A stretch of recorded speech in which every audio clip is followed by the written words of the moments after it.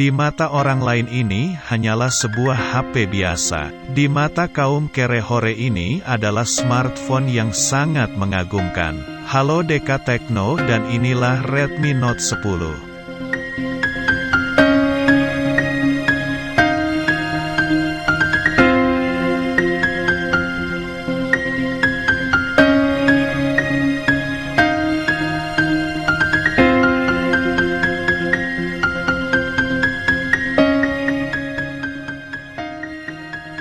Redmi Note 10 membawa desain yang secara keseluruhan berbeda dari generasi sebelumnya. Deka Tekno menjajal varian yang menampilkan kesan mewah. Tidak heran apabila pemindai sidik jarinya ditaruh di bagian samping atau tombol power supaya tidak mengganggu. Kesan tersebut semakin kuat melihat desain bingkai kamera belakangnya yang berbeda dari yang lain. Meskipun begitu, desain bingkai kamera yang menonjol rentang terbentur saat jatuh, makanya penggunaan casing pelindung sangat dianjurkan.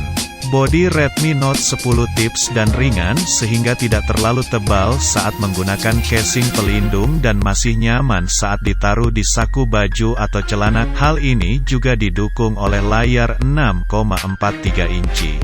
Layarnya tetap memiliki kesan lega karena desainnya bezel yang tipis. Kamera depannya hadir lewat desain dot display. Di sini juga terdapat keunggulan Redmi Note 10, yaitu mereka membawa panel AMOLED ke smartphone kelas mid-range.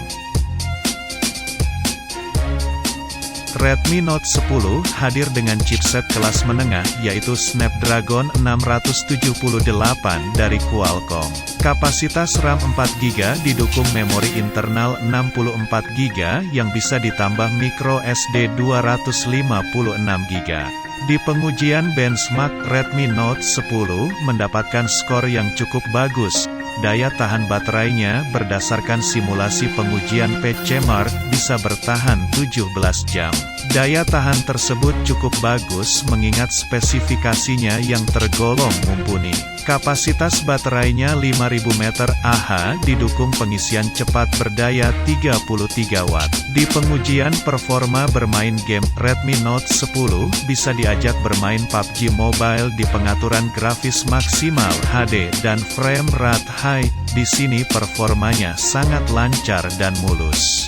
Melihat spesifikasinya yang masih mengandalkan Snapdragon 6 series, maka Redmi Note 10 tidak disarankan untuk memainkan game berat seperti Genshin Impact.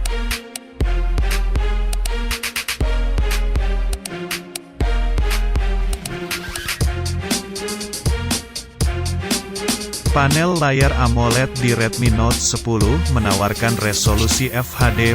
Sayangnya di sini refresh rate yang dimiliki masih di angka 60 Hz. Apabila ditawarkan refresh rate 90 Hz, tentu saja hal ini bisa cukup menambah pengalaman visual layarnya.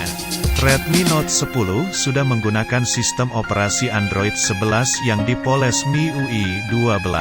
Antarmukanya punya navigasi yang mudah dengan tampilan visual yang ramai dengan lebih banyak grafis dan terasa ringan. Di smartphone ini juga masih disediakan game turbo untuk peningkatan performa saat bermain game, mengingat Redmi Note 10 berada di kelas mid-range sehingga sepatutnya bisa diajak bermain game dengan grafis memuaskan. Redmi Note 10 masih memiliki IR Blaster yang membuat smartphone Xiaomi bisa menjadi remote, kemudian dual speaker di sisi atas dan bawah. Kabar baiknya di sisi bawah tersedia port USB-C dan audio jack yang terpisah. Di bagian SIM tray, slot dual SIM dan microSD terpisah. Meskipun berasal dari jajaran smartphone kelas mid-range atau menengah, tapi kehadiran Redmi Note 10 series dari Xiaomi beberapa waktu lalu harus diakui sangat menarik. Kehadirannya membuat smartphone kelas mid-range naik kelas dan smartphone ini merupakan pelopornya. DK Teken berkesempatan menjajal varian reguler yaitu Redmi Note 10. Versi ini dibanderol Rp2.499.000 yang jelas masih ramah kantong untuk smartphone kelas mid-range. Di sistem keamanan akses ada pemindai sidik jari dan wajah yang kinerja cukup cepat. Posisi pemindai sidik jari di tombol power memang lebih ergonomis dan tidak mengganggu desain bodi belakangnya. Redmi Note 10 dibekali 4 kamera belakang yaitu kamera utama 48 megapiksel, kamera ultra wide angle 8 MP, kamera makro 2 megapiksel, dan sensor depth 2 megapiksel. Mode 48 megapiksel harus diaktifkan terlebih dahulu, apabila tidak maka akan dihasilkan foto dengan kemampuan kamera 12 megapiksel.